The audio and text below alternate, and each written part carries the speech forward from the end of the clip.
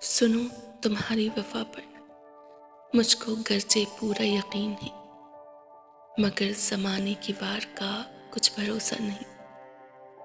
सो अगर कभी ऐसा हो तुम्हें मुझसे नफरत हो जाए, तो कभी उन बातों से नफरत ना करना जो कभी हमने एक दूसरे से की थी।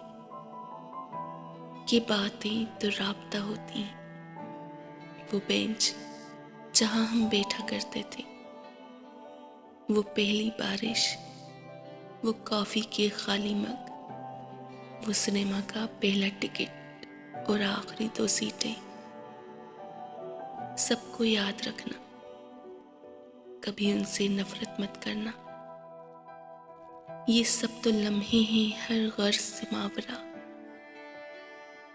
सुनो, मुझसे और बस मुझसे नफरत करना कि सिर्फ मैं और फ़कत मैं ही तुम्हारी इस नफरत के काबिल हूँ।